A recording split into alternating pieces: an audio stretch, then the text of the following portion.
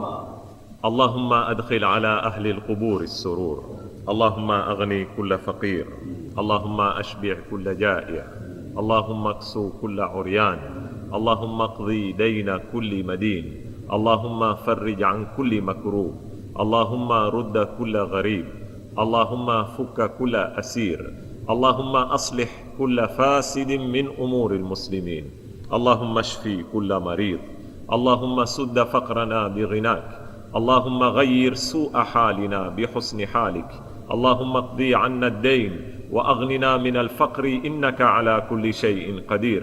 اللهم اشرح بالقرآن صدري، واستعمل بالقرآن بدني، ونور بالقرآن بصري، وأطلق بالقرآن لساني، وأعني عليه ما أبقيتني، فإنه لا حول ولا قوة إلا بك.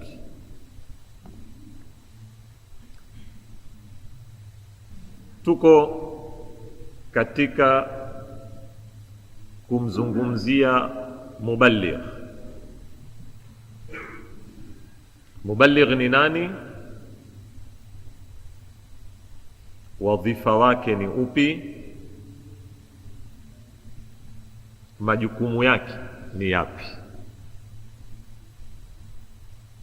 Na hapa kwenye nukta hii ya tatu ndio tulipo.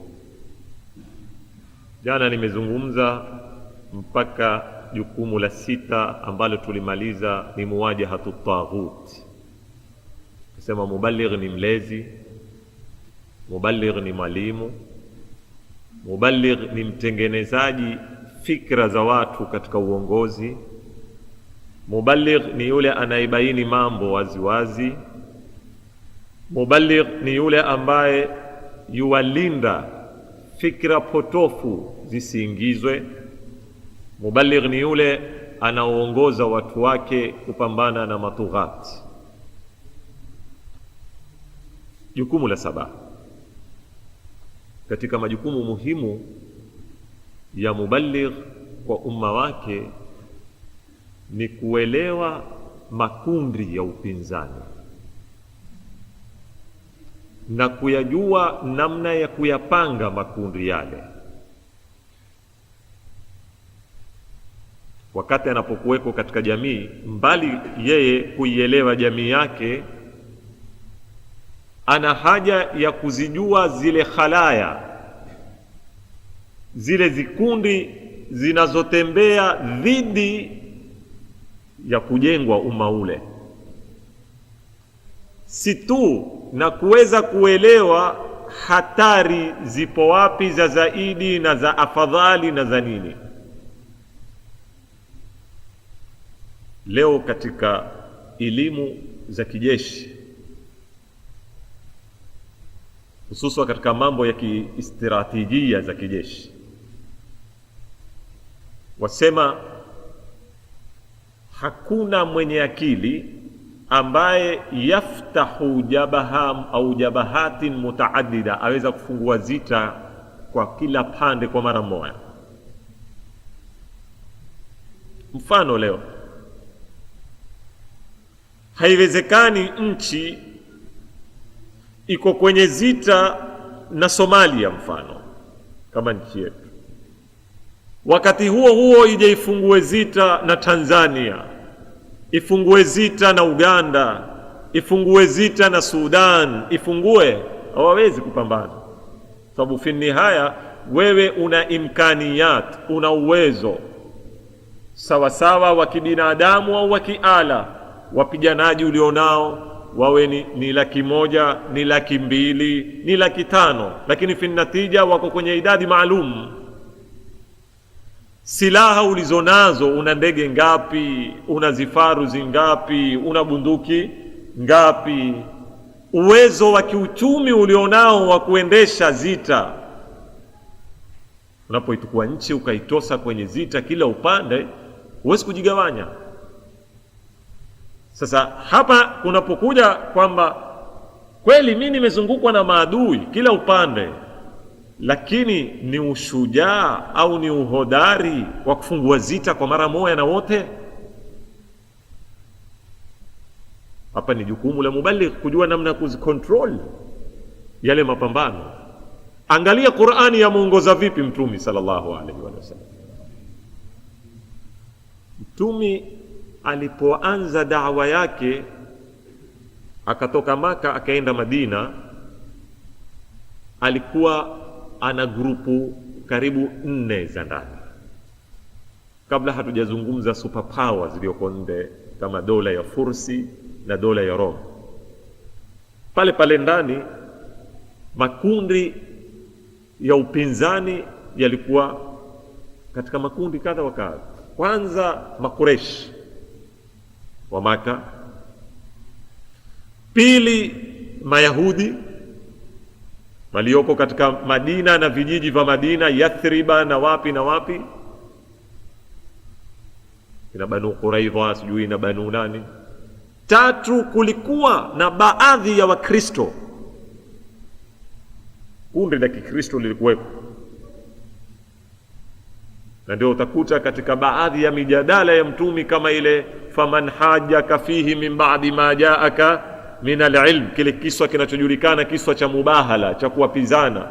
Ile ni wafdi ya makasisi wa kutoka sehemu za Najran, walikuja kwa Mtume kwa mjadala, Isa mwana wa Mungu au si mwana wa Mungu. Mjadala ulikuwa ni hiyo, mada ya mjadala ilikuwa ni hiyo. Mwenyezi Mungu akamteremshia Qur'ani akimfundisha Mtume namna ya kuwajadili, akiwaambia waambie inna mathala Isa ibn Maryam inda Allahi kamathali Adam khalaqahu min turabin thumma qala lahu kun fayakun faman hajjaka fihi min ba'di ma ja'aka min al-ilmi faqul ta'alu nad'u abna'ana, mpaka mwisho wa aya. Sitaki kuingia kwenye kuieleza Kiswahili. Kwa hivyo kulikuwa kuna na Wakristo 4 wanafiki walikuwepo. Kuna mtu aweza kukanusha kwamba ndani ya Madina kitwa cha unafiki alikuwa ni nani? Abdallah maarufu alikuwa akiongoza na alikuwa akipata nafasi akiupiga Uislamu, na yuko ndani. Mfano, Mtume alipotoka endao kwenye zita, wametoka watu ni watu 1000, akisikilia kati akatoa propaganda zake, wakakata nusu wakarudi. Haya makundi 4. Qur'ani yamwambia zita zako na Mayahudi ni zikubwa zaidi kuliko zita zako na Makristo. Angalia Qur'ani yampangia Mtume aulawiyat, vipi atapanga kupambana na makundi. Usifungue zita kwa pande zote 4, watakumaliza. Si ushujaa mno, si kutangaza mno Uislamu, kila mtu mkafiri na kila mtu upigana naye mimi, watakumaliza.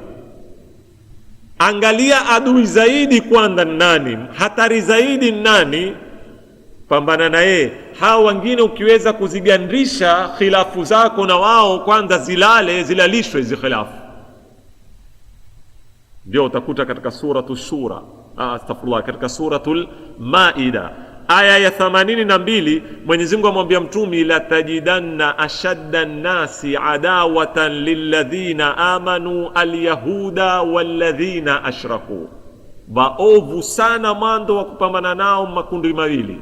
Amwambia la tajidanna ashadda an-nasi adawa, utawapata wenye uadui sana wa Uislamu na Waislamu ni alyahuda walladhina ashraku. Kizungumza alladhina ashraku yani Makuresh, wale walikuwa kiabudu masanamu. Yaendelea aya amwambia wala tajidanna aqrabahum mawaddatan lilladhina amanu alladhina qalu inna nasara, na utawapata ambao wawapenda sana nyinyi na waweza kuwa karibu na nyinyi ni wale wanaojiita kwamba wao ni wanaswara. Sasa hapa Qur'ani yampa mwongozo Mtume vipi atayapanga makundi ya upinzani, lipi atalipa kipawa mbele katika kupambana nalo, na lipi atagandisha ikhtilafu zake kwanza, kwa sababu hatari kubwa. Kwa sababu na hata ukirudi ukisoma historia, ukakisoma Jazira al-Arabia, ukiangalia wakati ule haraka ya Ukristo ndani ya Maka na ndani ya Madina haikuwa ni haraka ikitishia. ilikuwa ni watu fulani tu wenyewe wamekinai na ile dini, mpaka ndani ya Waarabu walikuwa kwa Kristo, lakini haikuwa ni haraka siasia, si dini. Sasa imevana nguo kama haraka ya Kiyahudi. Haraka ya Kiyahudi haikuja Middle East ama Aljazira al-Arabia ni haraka ya kidini, imekuja ni haraka yenye ideology ya kisiasa, yenye malengo kwamba pale kwao wengine watoke kuanzia wakati ule. Kwa hivyo Mwenyezi Mungu amwambia mwanzo kupambana nao ni hao wanafiki. Utakuta safari moja Mtume aliporudi kutoka zitani baada ya wanafiki kufanya mambo yao. Wajua hakuna kitu kibaya katika zita kama wanazoziita maanawiyat, hisia za hamasa na ushujaa. Leo mkatoka nyinyi mwendao kwenye zita, mwendao kupambana na jeshi kubwa, mkitoka ndani ya mui mko watu 1000, mara ndiani watu 500 wanene sisi jamaa hataki tena twendao zetu. Mbali na kwamba wale 500 wataendelea kupigana, lakini hebu tasawwar wewe lau ulikuwa pale, hali yako ya kinafsi wakati ule ya hali gani? Kwamba nyinyi mmetoka ni 1000, mara msikia kuna 500. Au wewe mathalan tukua mfano hunu kwenye mpira, utafahamu uzuri zaidi. Kwa kwenye zita hatuyapigana pengine, lakini mpira utaweza kila siku. Tarajia la kuna mechi muhimu sana, pengine ni quarter finali ama ni semi ama ndio inaotoa uamuzi wa ligi, timu yako ipendao. Na kwenye ile timu kwa yulikana zitwa ni nani na nani, sio mara ukasikia leo fulani ana red card, mwingine una injury, mwingine sijui nini. Ukishtuka wale key player 3 4 wote hawatoweza kuhudhuria mechi kama ile. Wafikirisha mpaka wale mashabiki washangiliaji siku ile maanawiyati zao huwa ziko hali gani? Utafikiri ni ule kuku amepigwa na nini?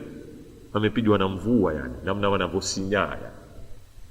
Sasa munafikina walikiteza mtezo huu, walikuja wakiunda hamasa ikiadia kwenda wao walikiangusha namna ile yao, wakiwamaliza Waislamu maanawi. Waliporudi sasa kutoka Uhud, Waislamu wote kumwambia ya Rasulullah, wambakisha nini huyu mtu muue? Muulie mbali, si mnafiki huyu? Ni mnafiki. Mane amwambia ikiwa kuna tatizo la nani atamuua, kutakuja zita za kikabila, mimi nipaidhini, mimi tamuua mimi babangu.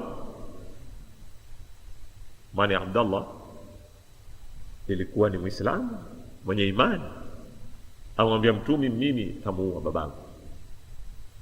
Sikiliza Mtume awajibu nini?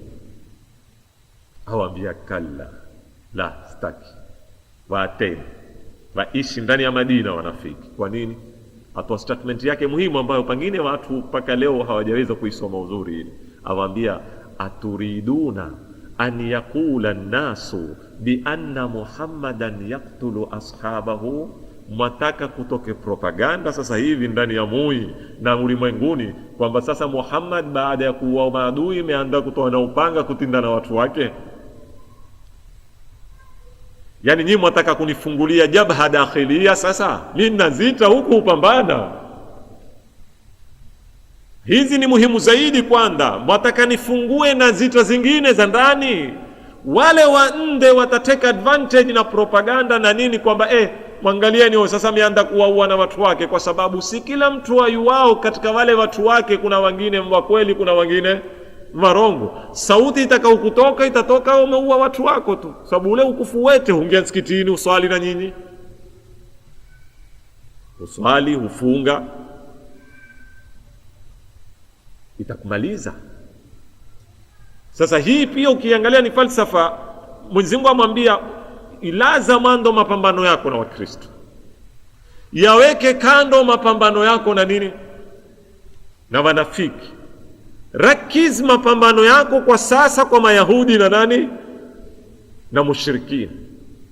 Hii ndio nukta na ukusudia mubaligh wakati anapoongoza kundi, ni yule anayejua lini atafungua zita, lini atazigandisha zita, wa ila atauangamiza umma.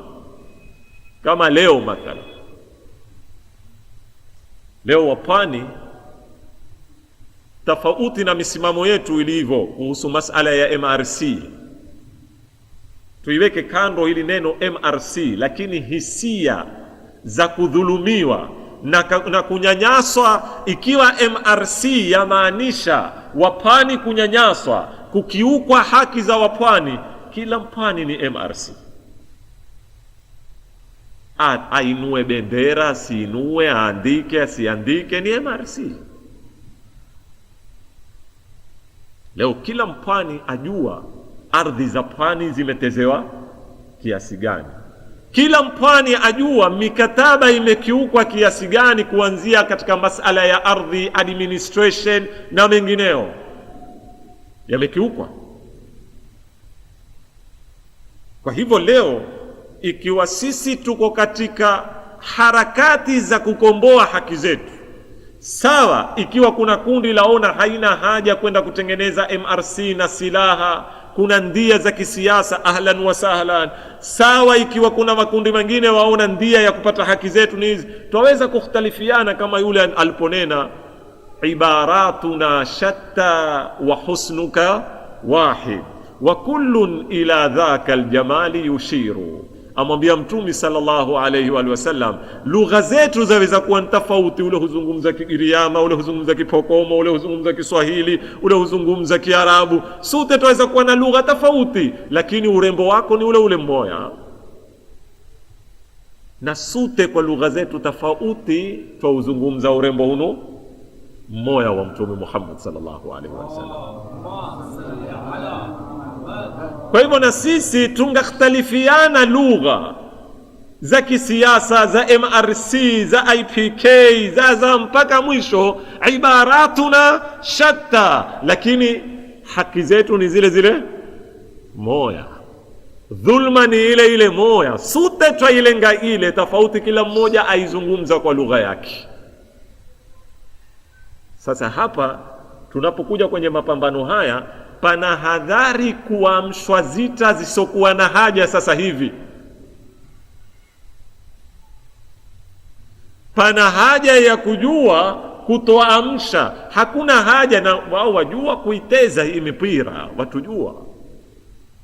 Simandia ya dokta mmoja juzi tukimwangalia hapa atekesha, nena leo Waislamu wasikitisha sana watu katika asrul ilm, hususan sisi Waislamu katika asrul ilm, karni ya 21, mbatu wajua tuweza kupiganishwa kwa kutahiri mwanamke. Nena moja katika doktor sema inaweza kuja mtu kanena mwanamke katika Uislamu utahiriwa ama hatahiriwi, papo kutatoka makundi mawili, ule tena utahiriwa, wale tena utahiriwi, mboko simbo nini, utaumaliza umma mzima wewe kwamba mwanamke utahiriwa ama hatahiriwi. Talqini usoma ama washatujua hawa watu tukoje sisi. Na ndio haya mambo leo, mara wasikia sijui kanisa lalipuliwa, mara msikiti sijui kadiajo, mara wapi. Haya mambo yana mikono ya Waamerika, haya mambo yana mikono ya serikali, yataka yaangaliwe vizuri sana haya mambo, na sisi tunataka tuwe chonjo. Na minal asaf kuna baadhi yetu hutumikia malengo haya zote. Mimi unena kila siku tuketizie twari hufaa twari halifai, twari hufaa twari halifai, twari hufaa ardhi zendrao twari halifai, twari hufaa twari halifai, mila zendrao, dini zendrao, siasa yendrao. Sisi twari hufaa twari halifai basi kwisha. Hakuna mmoja amezontoa mwendani wake, paka yeo twari hupijwa na wasopija hawapiji. Natija nini? Lakini angalieni Ukristo ulipokuja Afrika, ndugu zangu, hawakuketi wakanena mimi Katoliki, mimi ni Protestanti, sijui mimi ni nani. Wamegawanyiana mpaka jiografia. Walikaa chini madhahabi ya Kikristo ambao hata sisi tofautiana kwenye twari hufaa na twari halifai. Wao mpaka Biblia ya hawa ni tofauti na Biblia ya hawa. Wakakaa chini wakanena tukiketi tukipigana sisi kwa sisi hatumpati mtu. Haya, nyinyi mkiwa mtatukua Western, sisi tutatukua wapi? Nyeri, sio? Nyinyi kiwa mtatukua wapi? Na ndio leo utaona migawanyiko ya makanisa yaenda mpaka kwa mikoa ndani ya Kenya na kwingine. Nifanye ni kazi huko, kwa sababu at the end sote tunataka kumfikisha nini? Husnuka wahid. Ikiwa aim yetu ni la ilaha illa Allah, sawa iwe la ilaha illa Allah itakuwa kwa jina la ahli sunna, itakuwa kwa jina la ansari sunna, itakuwa kwa jina la shia, itakuwa kwa jina la ibadhi, kwa jina litakalokuwa, ikiwa itakuwa target yetu ni nini? La ilaha illa Allah. Sasa tujulia hawa uligonga. Juzi nimewahi kuwaeleza hapa, kuntengezwa bunduki, hajulikani nani amezotengeza, zimesambazwa Arabuni, pengine na huku zitasikilia. Bunduki za vijana za kutezea hizi toys hizo, sio? Ukipiga ile bunduki sio utoa mlio. Kawaida bunduki wakitoa mlio fulani, ukipiga hutoa mlio, humtukana Ummul Mu'minina Aisha.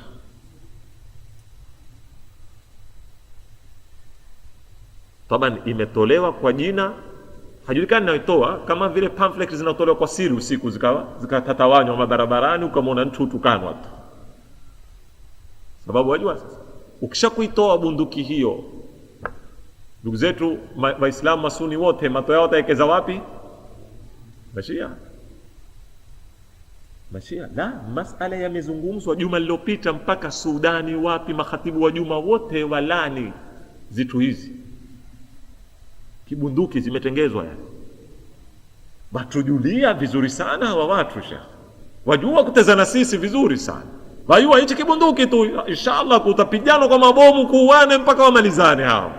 Hakuna mtu ataketi kafikiria yao, hata kama kweli hawa watu hii ni akili hufanywa namna hii, madhahabi hutangazwa namna hii, itikadi hutangazwa namna hii, hueleza ushia uzuri ama wewe humaliza ushia. Haya mambo wiki iliyopita ulimwenguni yametokea, zibunduki. Watu wame na hadhari sana, kuwani na hadhari. Kuamka tu asubuhi ukaambiwa fulani imetukana fulani, ukatoa jiso ndio kumpiga. Tahadharini sana jamani, tutauana sisi kwa sisi, na tutakuja kujua baadaye simandia Waswahili mayuto ni mjukuu.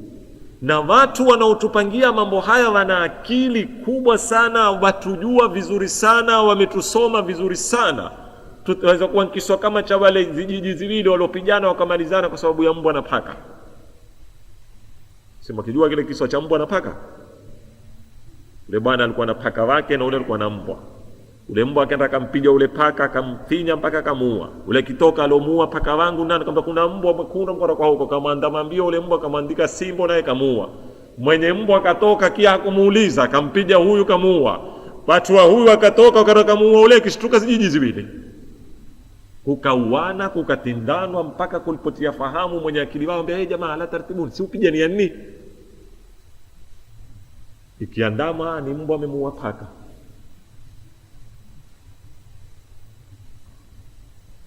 Mbwa amemuua paka. Yani mbwa akiwa amemuua paka yastahiki maiti hawa waliotandikwa tiati leo kwa mamia ya watu wamekufa? Sijui jamaa tuelewana vizuri. Lakini sasa hivi uko baridi, mtu atakuilia, wajua chui atakuja wakati akupate uko moto. Ba hiyo yao papo upate waweza kuonesha karatasi. Angalia nani wamtukanao Ummul Mu'minina Aisha. As-salam. Na huku upande wa pili pia kuna yake. Kesho kutatolewa zibunduki humtukana Imam Ali. Kesho kutatolewa zibunduki humtukana Imam Zainul Abidin. Mashia nao watanena nani hao? Mkina fulani.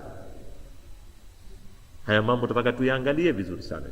Ndio hii naozungumza hapa. Na hili ni dauri za muballighina. Hizi mic zinaoingiza fikra kwenye watu kila wakati. Hizi zina kazi kubwa ya kulelea watu wenye ufahamu, wenye hadhari. Si mic za kuengeza kutia watu chuki kwenye zitwa saa zote. Wamuingiza mtu avimba tu. Ndio siku ile ule Amerika yeye ataka hii kazi. Akishakwambia wavimbishe, wafanye kama mabofu. Wavimbishe. Kisha huyu anapini tu akaudara moya zikilipuka. La tajidanna ashadda an-nasi adawatan lilladhina amanu al-yahuda walladhina ashraku wa la tajidanna aqrabahum mawaddatan lilladhina amanu alladhina qalu inna nasara. Pangeni karata zenu vizuri. Kabla ya Uislamu kulipigana zita zikubwa ulimwenguni na dola mbili zote superpower,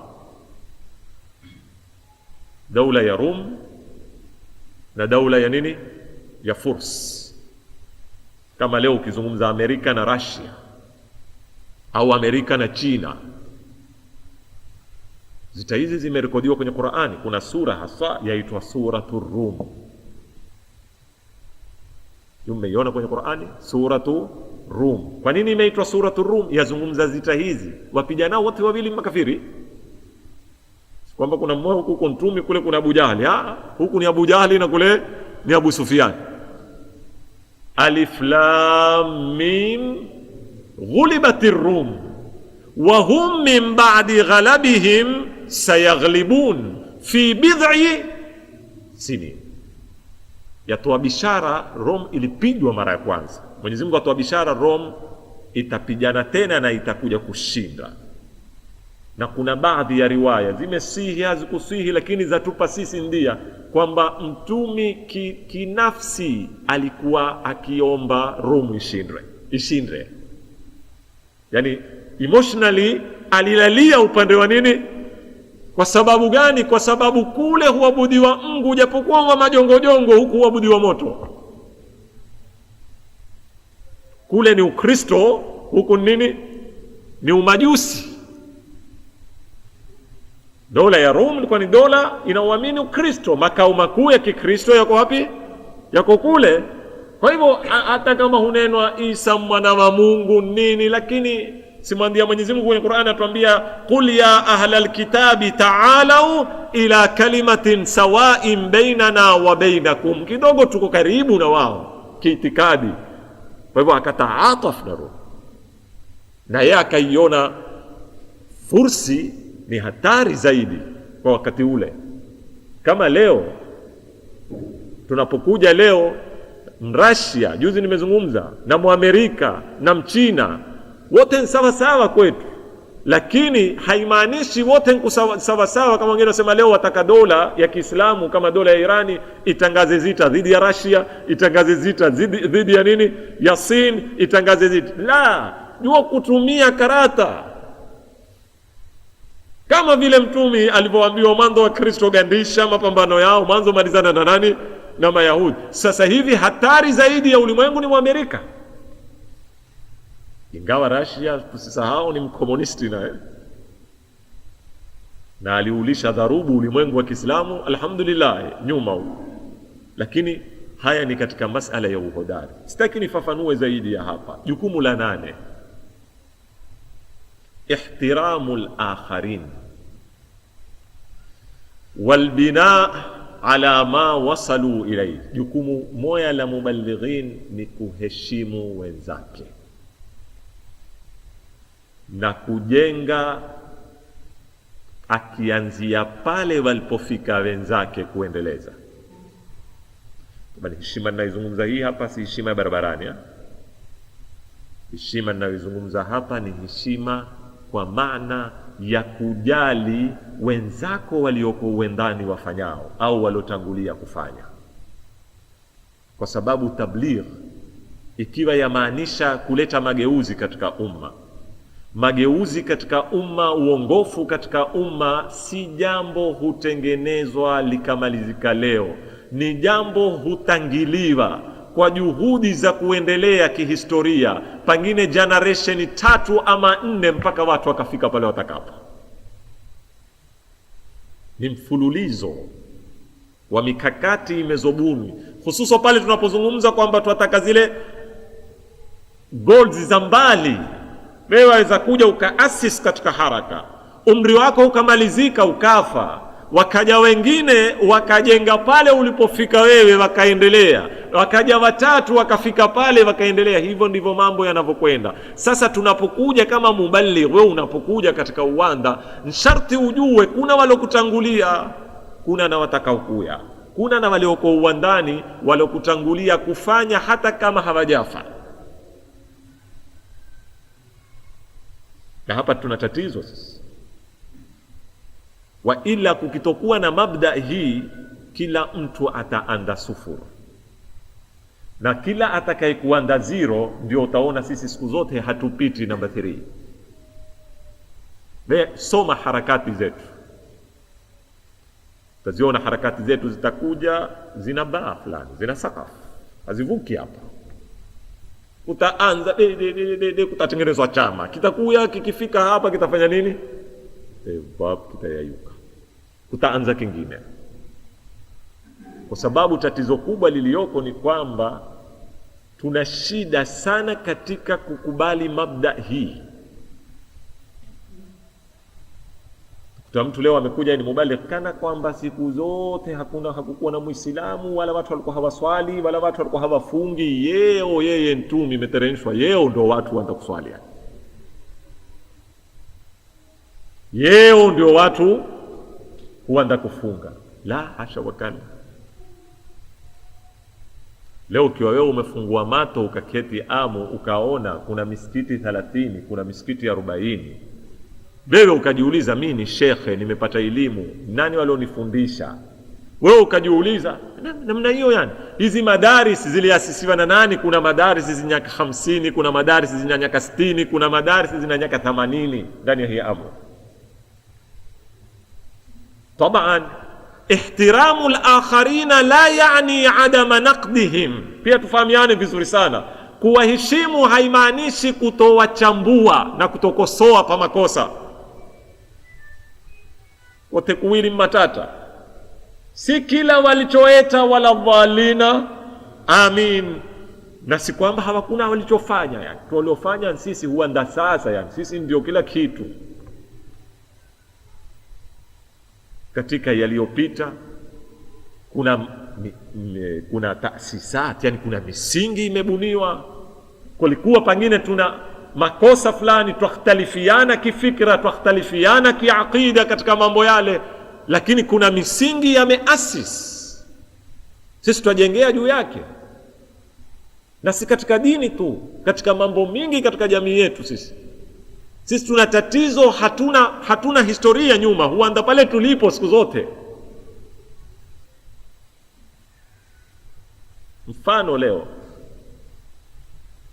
MRC, haraka ya kukomboa wapwani, imeanza tujalie mwaka huu 2012 ama 2011. Kenya kutoka ipate uhuru paka leo ni miaka mingapi? Kuanzia 63, tukimbilia miaka 50. Katika kipindi hiki cha miaka 50 kutoka kusainiwe mkataba wa Lancaster mpaka leo hii, kuna harakati ngapi zimepita hapa nyuma za mwambao? Kuna wanafikra wangapi waliojaribu kupambana na wengine, pengine wakafungwa, wengine wakakimbia, wakanini? Kuna nini? Tarikhi hii twaijua vipi na twajengea vipi? Walifeli wapi? Wapi walifaulu? Wapi tutashika? Ama waliopita wote wanafiki? Hizi ndo lugha zetu. Wale wanafiki wote, wanafiki. Mu'minina nani? Sisi huandalia. Sasa hili ni mfano mdogo mimi nawapa leo. History ya miaka 50 tu isomeni ala. Kuna harakati ngapi zilizokuja za mwambao na nini na watu binafsi na nini, zimpotea wapi? Za juzi tulikwenda kwenye IPK, Waislamu wakaamka pamoja na ikhtilafu zilokuweko, ilimalizajwe IPK. Tulisoma pale kuna makosa ya ndani, qiyada hakima, hakukuwa na uongozi wenye hikma. Pili, kukaletwa Waislamu weusi na Waislamu weupe. Yuma zikumbuka hizi zitu? Ndio yale niwaambiao, maana sanamu tosha sisi kutumaliza. Leo watu imekuwa Muislamu mweupe kama sisi hapa tukizia msikitini sawa hapa kila siku. Huyo kusikiza darasa, hakuna zungukao yale yuko pambizoni mangu mweusi ama mweupe. Hakuna leo na fikra hizo. Tukaamua harakati itakuya fikra. Kwani mkubwa wa Sofani nani? Una asili ya Kiarabu ule. Wanda kutupa zile kasumba. sharifu ule. Na sisi kama mwanasalamu kuteza, ukishakutoa ufunguo itakuwa siku zote tukitizie hapa ule umezaliwa Arabuni, ule mba Yaman, sio uko wapi uko Yaman jamanini, tukenda hapa tutaki ule Uarabu tushishie tu huku hatuko na huko hala tunatoka. Anambia leo mwenye kizazi cha Yaman, kuna wengine unaona kizazi za Maka sijui za wapi, kisha nenda huko Maka wenyewe wakuyua wala wakutaka. Hakuna Maka, hakuna Yaman, kwetu ni Hamu. Kwisha hayo mambo. Mtoshamaliza miaka 100 hapa, miaka 150, miaka 200, unaambia una Maka, una Madina, una nini ya wapi ndugu zangu hapo. Sasa utakuta tumebaki Maka hatuko na Hamu hukatadiwa. Huku ukisimama huambiwa wewe ni muhadrami, hatutaki uhadrami huku, wewe ni sharifu, hatutaki usharifu huku, wewe sijui Kijoho, hatutaki Kijoho huku. Kisha na ukirudi Kijoho akenda kwao Maskati hawamtaki, na hawa wa Hadrami wakenda Yaman hawatakiwi, na wa Maka hawatakiwi. Lakini chwini tezewa mara moja, katiwa siasa ukavurugwa. Haya yataka tuwe na hadhari nayo sana. Sasa msikize Mungu anavyomuongoza mtume. Kama hizi mimi nazungumza kwa misingi ya Qur'ani. Mungu amuonesha mtume vipi ataheshimu walotangulia, na haraka yake atajenga pale walipofika walotangulia kuendeleza mbele. Ndio inaoita mabda ihtiramil akharin wal bina, na kujenga ala ma wasalu ilayhi, pale walipofikia wapi tunajenga hapo, tunatembea. Amwambia shara'a lakum, suratu Shura aya ya 13, shara'a lakum minad-dini ma wassa bihi Nuhan walladhi awhayna ilayka wama wassayna bihi Ibrahima wa Musa wa Isa an aqimu ad-din. Sasa zitukue aya zote wakati Mwenyezi Mungu anapomhadithia mtume. Adamu alikuwa hivi, Nuhu alikuwa hivi, Ibrahima akawa hivi, Yusuf akawa hivi. Kwa nini? Aelezwa ule mfululizo wa harakati za dunia katika kunini, kuleta mageuzi, na yeye atajenga wapi. Amwambia Mwenyezi Mungu amewaletea nyinyi dini, sharaa, amewekea sharia ya dini yale yaloanza katika nyasia alopoa nani? Nuh, ma wasa bihi Nuhan walladhi awhayna ilayka. Haya tulokupa wahi wewe mtume yatoka kule, ni mfululizo ule wama wasaina bihi Ibrahima wa Musa wa Isa. Sasa hapa tukisoma hii aya waona kwa asisiwa msingi muhimu huu. Heshimu wana harakati waliokutangulia, heshima ndugu zangu, neno ambalo pia wengi katika sisi hatulielewi. Ule msingi wangu wa mafahimu, heshima si kukubali kila akinenacho mtu. Heshima si kufuata kila alinenalo mtu. Sasa tufahamiane vizuri sana. Maana mara nyingine ukiwaambia watu kuheshimu, wengine hukosa, henda wakaibadilisha heshima wakafanya ni utumwa. Heshima si utumwa. Heshima haikupokonyi personality yako, uhuru wako wa akili, lakini ni kutambua. Twaweza kukhtalifiana na tukaheshimiana. Mimi nikatambua kazi yako na dauri lako katika jamii, na wewe ukatambua kazi yangu na dauri langu katika jamii, pamoja na kwamba tukhtalifiana. Kwa hivyo pia sitaki watu watake advantage kwamba sisi tunapokuja mathalan tukanena kuna mambo fulani hatuyakubali yalofanyika nyuma, twayapinga kwa dalili za kielimu, hili, haimaanishi sisi hatuwaheshimu waliopita. Kutowaheshimu waliopita ni kuwatusi, kuwakosea adabu. Kutowaheshimu waliopita ni pale unaponena hakuna chochote kilichofanywa. La, huwezi kunena hakuna chochote kilichofanywa. Umefanya. Na lao hakuna chochote kilichofanywa nyuma, mimi na wewe hatungekuwekwa hapa msikitini leo. Na katika hiko chochote kimoja kilichofanywa nyuma, mimi na wewe, ukijiuliza wamfanya nini, ni mimi na wewe. Kwa sababu mimi na wewe ni matunda yao. matunda yangu mimi na wewe si leo, ni kizazi kitakachokuja. Matunda yangu mimi na wewe ni kizazi kitakachokuja. Mimi na wewe ni matunda ya walofanya nini? Waliotangulia. Kuheshimiana, kujali vitu kama hizi. Jukumu la 9, siendelee sana katika nukta hizi. Alhudhur. Muballigh ni jukumu lake awe hadhir. Hadhir si maana kimwili, kifizikal peke yake.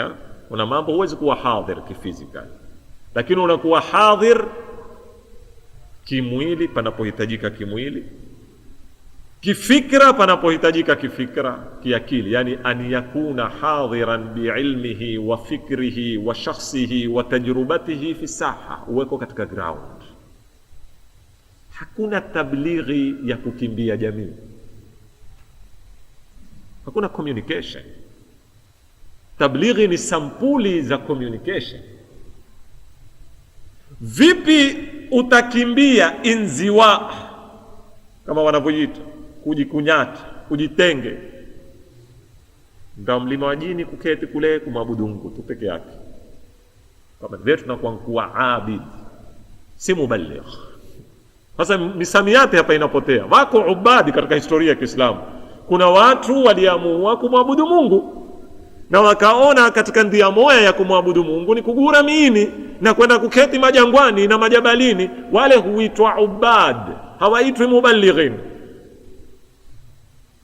Atakuwaje muballigh ameukimbia umma ambao wataka fikra zake? Muballigh si tumenena ni kufikisha ujumbe. Utaufikishaje ujumbe ikiwa watu wanaotaka kufikisha ujumbe wewe umejitenga nao? Communication iko wapi hapa? Hakuna networking. Wale ni ubad, zuhad. Walikuwa hata wakati wa Mtume, watu mazuhadi wenyewe, hataki dunia, kandu yake ziraka, mkate wa mofa, enda uketi huko na kitungi chake cha mai, shauri zake hatumgili. Kila mmoja una uslubu wake wa kumwabudu Mungu. Aloamua kuabudu kwa nguo ya ziraka, aloamua kuabudu kwa suti, kutayuana huko swala ya ziraka ama ya nini, ya suti. Lakini tabligh ni kitu tofauti na ubad. Wale ni ubad, wameamua kuabudu. Sasa inziwa, inizal, kujitenga, ibtiad, kuwa mbali. Na leo kuna hoja nyingi, afa mimi sipendi, lakini nitakuzungumza tajarib zangu. Umma pia una sampuli saa nyingine ya kukufanya wewe ujitenge. Na hii mara nyingine si kwa nia mbaya, ni kwa kutoelewa. Unajua leo tuishi katika ulimwengu wa fasadi. Ule ulimwengu wa kutembea barabarani usimuone mwanamke uchi ulikuisha ulimwengu wao. Ule ulimwengu uliokuwa watu wakiketi pengine wote kutembea kutoka usita wa Mui kuandia Zinji mpaka ukasikilia Tundani kule, pengine usipishane na mwanamke. Huo ulimwengu ulikuisha. Sisi tuko kwenye ulimwengu mwingine. Tuko kwenye ulimwengu mara utapishana na huyu skin tight, ule uve jinzi, ule uve zile onkulo siku hizi. Sijui maana yake mengine. Ala kulli hali. Huo ni ulimwengu kwa sasa. Sasa kuna wengine wanakuambia sisi maustadhi, mimi Pascal nimepata tabu sana kwa mambo haya. Usitoke, usiketi barazani, usiketi fani, usiketi kadhaa. La, Uislamu huu usiko. Na mtu kama unifuata kwa Uislamu huu usinifuate. Maana nke umuona nitake nsitake. Sikuketi pwani. Si pwani tu wapita kwa wanawake. Kila mahala upita wanawake. Lobaki kama utaki kuona wanawake, guria msikitini, ifungie kibulani. Na huo sio Uislamu na uamini mimi. Uislamu na uamini mimi ni ule Uislamu kesho lao mmepekwa Uingereza mimi kufanya dawa, nitafanyaje? Ule sasa ni bikini haswa kwa kupambana nazo. Utafanyaje? Takimbia? Utafanyaje? Kwa hivyo muballigh sisemi ende akahudhurie zikao za shubha. Sio kukobaa ndani kisha kuambia mimi ufanya tablighi, la. Hayo masala mbali. pita mahala tumemwona ustadhi uko ndani ya bao kitzie mezani, jamaa upija mayo kumuuliza ustadhi namna gani, akakwambia la ufanya tablighi huko ndani. La, hayo masala hayo mbali. Ama uko kwenye nyumba ya danguro tumemwona utoka saa 8 za usiku, nani wewe, kwambia nitoka kumpigia tablighi huko. Hayo masala mbali. Lakini masala ya inziwa kwamba eti katika umma kuna ufisadi, wewe utawekwa kando, hiyo ni masala ya kukuuzulu, kukwambia tuwatie maisha tuendeleze sisi, weka kando. Ndio wale wenye fikra ustadhi, kwanza ngoja msikitini wakati kuswalisha wewe ngojea basi. Lakini kwenye mambo ya kupambana katika jamii, ikiwa jamii ndivyo ilivyo leo hii, jinsi kwa huku, skin tight kwa huku, nini ndivyo yalivyo. Na sasa tena ikiwa kuna control ya nafsi ni kila mmoja hapa, Mtume akwambia attaqwa hahuna, takwa iko hapa kwenye moyo, takwa iko hapa. Lakini aketio barazani huona wanawake, alioko langoni huona, wa ila na wenye maduka wafunge, na wenye zibanda wafunge, na wenye hoteli wafunge. Hii ndiyo tabiatul hayat ilivyo leo. Hatuyataki haya, na lau twaweza kuleta mabadiliko yasiweko mambo haya, ahlan wa sahlan, muyu urudi kwenye hishma. Lakini haiwi ni sababu ya kuwafanya mubalighina munzawin. Minal asaf leo waweza kuambia mwisho ukiyataka kuyafuata watakwambia lakini jamaa fulani si watu wazuri waliofuatana nao, wale ule wa mira, ahlan wa sahlan. Na wale unaambia wewe mfuatana nao, na wewe pia una tabia kadha, ahlan wa sahlan. Na watatu unaambia na wewe pia una tabia kadha, ahlan wa sahlan. Mimi mwisho sina rafiki. Hizi ni tactics zingine hasa za kukumaliza. Sasa kuingia sana hapa. Ni tactics zingine za kukufanya wewe ubaki ni ule ustadhi wa kutoka na zitabu asubuhi ndio madrasa, kisha ukirudi ndio zako nyumbani. Utoka ndio madrasa ukirudi bana kila ufuata na unayo utaambia ule siku kozimeni. Kila ufuata na unayo utaambia ule sijui ule miraa. Ukifuatana na huyu utaambia ule sijui kwa wake za watu. Ukifuatana na huyu ule sijui kadhaa, ule sijui una nini. Sivyo lugha zilivyo hizi. Fi natija wewe unaambia usifuatane ule, wajua na mimi huambiwa wewe una kadhaa. Kwa hivyo wewe kusimama tu na mimi kuzungumza pia wewe wanimaliza wewe. Almuhimu muangalieni mtu misimamo yake yeye. Wa ila katika jamii sote twaishi, wazunguka huku kupita mwizi, huku ni mvutaji bangi, huku ni kadhaa. Ndio mujtama ulivyo. Ndivyo mujtama. Na mimi juzi nimewaambia mubaligh ni mwalimu. Mimi siwezi kukataa kusimama na mtu ambaye ataka kuongozwa ani mvutaji bangi. Why nikatae kusimama naye? Kwa nini ndio? Hayo hukuliwa ni muhuni. Ni muhuni. Ni masulia yangu, nimsikilize. Ana mantiki yake azungumza yeye.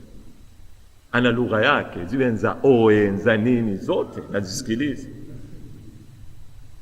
Pengine katika kuzungumza naye na kukurubiana naye na kufanya dhihaka naye naweza kupata chwini mimi nikaingia nikamuongoza. Naam, nasema lazima niwe na kinga za nilinda nisitukuliwe na mimi. Toba na sisi tunapozungumza mubaligh hatuzungumzi mtu wa kawaida, tuzungumza ni mtu amepata malezi, ameleleka, ana elimu, ana nini, ajua namna ya kujilinda katika mazingira yale. Kwa hivyo yule unapompeka ukamtupa kwenye mazingira, hatotukuliwa yeye na watu, atajaribu kuwatukua watu kwake, au ala aqali kishindikana kila mmoja atabaki kwake. Lakini fikra za inziwa, fikra za inizal, za kujitenga, za kunini, hizi za tuharibia mas'uli ya mubaligh an yakuna hadiran alhudhur taban dhimna dhawabit shar'iyya, katika mipaka ya kisheria. Tunatolea kiswa cha mwisho, kulikuwa bado jukumu mwana nilimalize, talimaliza kesho niingie katika sifa zake.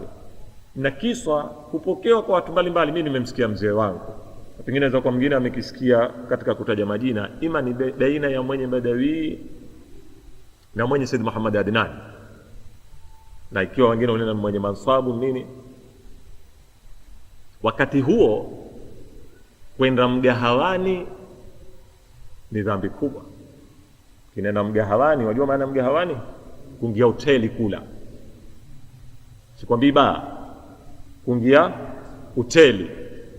Hiyo mambo hoteli mkuyayuzi kwetu. Ama mtu mwenye heshima zake, mwenye nini, huwezi kumuona ukeze hoteli una chai. Mgahawani wakiita. Sababu migahawani ilikuwa mahala mara nyingi pakihesabiwa kama mahala pasipokuwa na dini. Ukipijwa zinandra sijui na nini. Sasa mwenye Said Muhammad Adnani alikuwa akinena ni haramu kwenda mgahawani, na yeye alikuwa hendi. Mwenye Badawi alikenda mgahawani, alikienda mgahawani, watu wakenda. Angalia heshima hapa, nataka muione vizuri sana katika kujibu. Sasa watu wakamwendea Said Muhammad Adnani wakamwambia, mwenye namna gani wewe watuambia kwenda mgahawani ni haramu, mbona mwenye Badawi henda? Kwa hapo washapata advantage kama ni sisi wao, yani shekhe rika lake, yani nidi yake, hiyo ni time ya kumaliza sasa, ya kumfungia sawa. Nawe tuate nawe, kuna mashekhe siku hizi, shekhe wa migahawani. Sikiliza alimwambia nini? Alimwambia, kwangu mimi kwenda mgahawani ni haramu, kwa mwenye Badawi kwenda mgahawani ni wajibu. Kwangu mimi kwenda mgahawani ni haramu, kwa mwenye Badawi kwenda mgahawani ni wajibu. Vipi mwenye? Akanena mimi personality yangu watu hawanichi. Kama mwenye Badawi alikana alikuwa na mtu ni ana personality ya kutisha sana. Kwa kiasi wasema alikuwa akiingia yeye zinandra zote zilikimbia pale.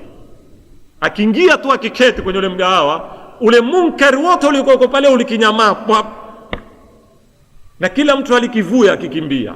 Sasa yeye akamwambia kwenda kwake ilikihakikika al-amru bil ma'rufi wa nahi 'anil munkar.